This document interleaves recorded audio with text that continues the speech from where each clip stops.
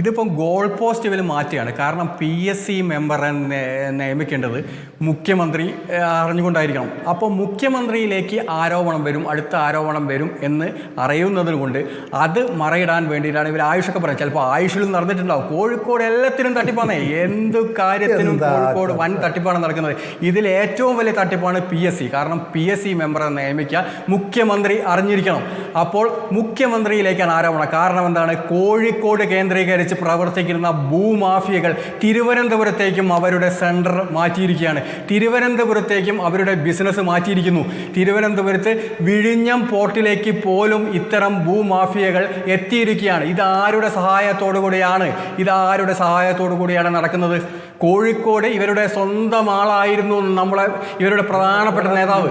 അങ്ങനെയാകുമ്പോൾ തിരുവനന്തപുരത്തേക്ക് ഇവരെ എത്തിയത് എങ്ങനെയാണ്? ഇതൊക്കെ അന്വേഷിക്കേണ്ടതാണ്. ഇതൊക്കെ ഒരു അന്വേഷണം നടന്നു കഴിഞ്ഞാൽ CPM തലയിൽ മുണ്ടിട്ട് നടക്കേണ്ടി വരും. അങ്ങനെ അന്വേഷണം വരാതിരിക്കാനും ഇവരെ മുഖ്യമന്ത്രിയെ സേഫ് ആക്കാനും വേണ്ടി ഇവർ ഗോൾ പോസ്റ്റ് മാറ്റി കളിക്കുന്ന കളിയാണ്. ഇപ്പം PSC മാറ്റി ആയുഷാക്കി. ഇവർ PSCയിലും കുടുങ്ങും, ഇവർ ആയുഷിലും കുടുങ്ങും, ഇവർ കിലാലൂർ മറ്റേ ലാൻഡിലും കുടുങ്ങും, ഇവർ KSRTC തട്ടിപ്പിലും കുടുങ്ങും, ഇവർ തുറമുഖം വകുപ്പ് കോഴിക്കോട് ബീച്ചിലെ കണ്ണായ സ്ഥലം ഇവരുടെ നേതാവിൻ്റെ ബന്ധുവിൻ്റെ പേരിൽ എഴുതി വെച്ച ആ ഭൂമി തട്ടിപ്പിലും കുടുങ്ങും. ഇവരെല്ലാത്തിലും പ്രതിസ്ഥാനത്താണ് ഇവർ കോഴിക്കോട് വെറും കമ്മീഷൻ അടിക്കുന്ന പാർട്ടിയായിട്ട് ഇവർ മാറിക്കഴിഞ്ഞു.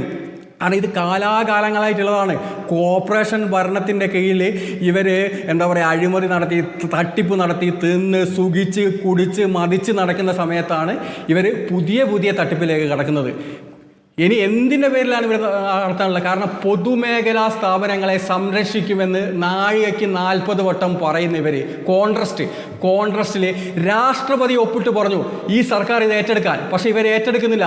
ഇവരുടെ മുന്നണിയിലെ CPIയുടെ തൊഴിലാളി സംഘടനയും BMSും ഉൾപ്പെടെ സമരരംഗത്താണ്. എന്തുകൊണ്ടാണ് ഇവർ കോൺട്രസ്റ്റ് ഏറ്റെടുക്കാത്തത്? 2009 നമുക്കൊന്ന് മനസ്സിലായത് കോൺട്രസ്റ്റിന് ബദൽ വരുന്ന ഹോട്ടൽ സമുച്ചയം ആരുടെ കമ്പനിയാണ്? അതിന് പിന്നിൽ ആരാണ്?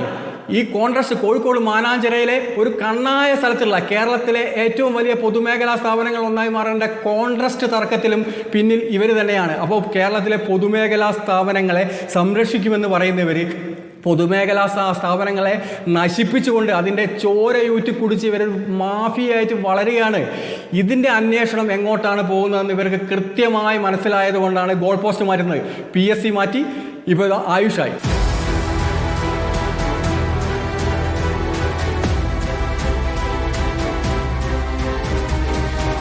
ഡിബേറ്റ് വിത്ത് സ്മൃതി പരുത്തിക്കാട്.